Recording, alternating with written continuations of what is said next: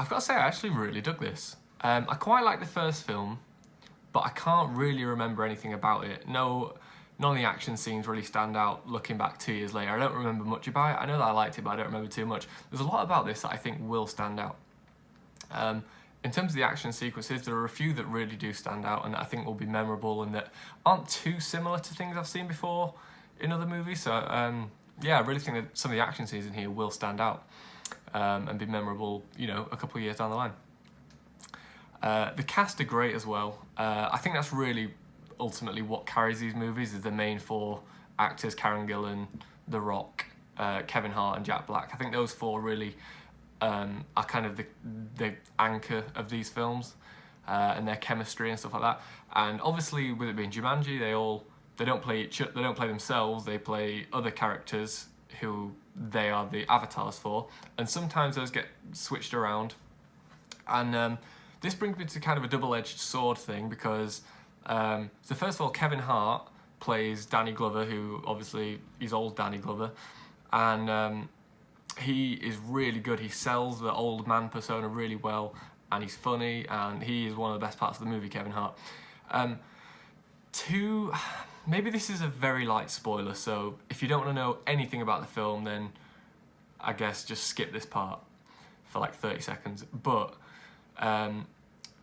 if you're okay with very light spoilers, Dwayne Johnson plays Danny DeVito, and then later on in the film, Aquafina plays Danny DeVito.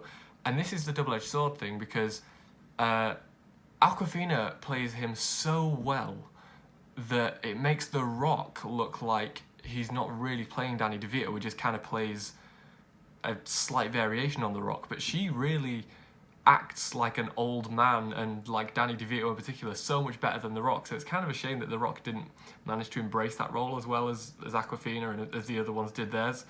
There's also a funny thing, again, it's the same level of spoilers here, so very light spoilers, but Jack Black has to play a black guy, and there's some really funny humour in there to do with how he doesn't want to be this white guy and this, that, the other, and then there's all these kind of body shaming jokes where the character of Bethany at some point might play someone who has a different body type to her, and so there's all these like physical jokes with people not wanting to be who they are, and then sort of thinking, oh, am I allowed to say that because, you know, can we make jokes like that anymore? So that was an interesting thing, I thought. Bear with me 1 second, guys, I've got a couple of notes here again.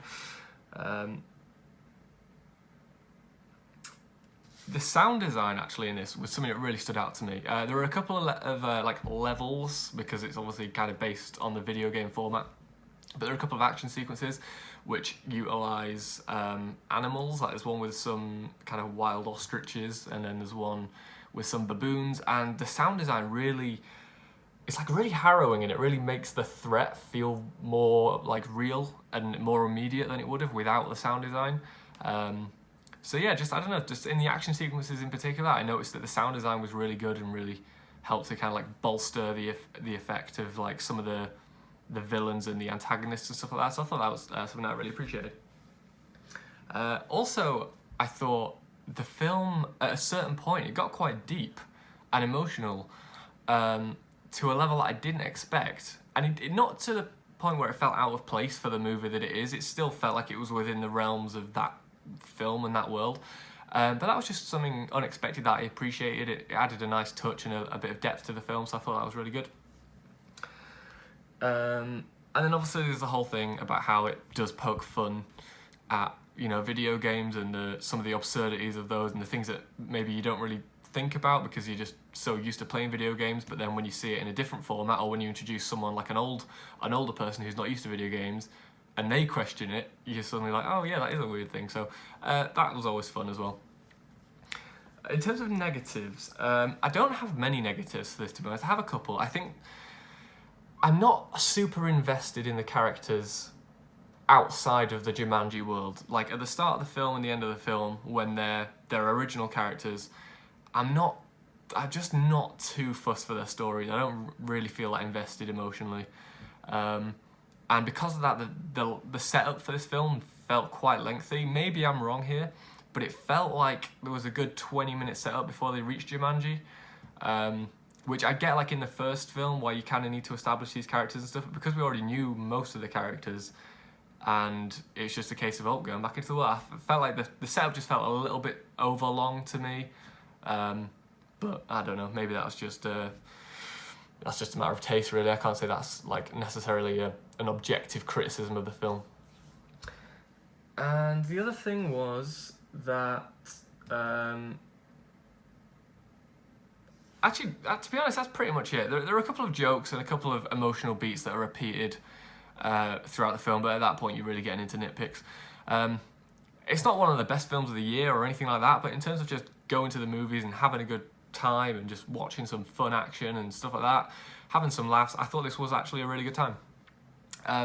Right now, I think I prefer this to the first one. As I said, I don't really remember the first one too well. I'd have to rewatch it to properly say, but if you enjoyed the first one, you'll definitely enjoy this.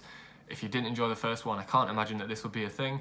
But yeah, I'd say definitely check it out if you like a fun 2-hour action adventure movie. I thought this was really fun. Thanks for watching this, guys. Don't forget to follow Fried Gold on Twitter. It's gold_fried. And if you want to follow the Letterboxd account, it's Fried Gold Media, all one word. Although, to be fair, I've not been using that since Matt's not been on the channel. I've just been using my personal one. But we'll be going back to that when Matt rejoins the channel. So yeah, thanks for watching this. And yeah, look forward to my top 10 films of the year review. As I've said before, I'm going to take a couple of weeks yet because there's still 6 or 7 films that I need to watch that I think could be on there. Not all of them are out yet, so I'm waiting for a couple, like Jojo Rabbit, which comes out on the 1st of January, I believe. So I'm waiting for that to come out and a couple of others. And then I'll get that video to you as quickly as possible. So yeah, cheers for watching this, and I'll see you next time.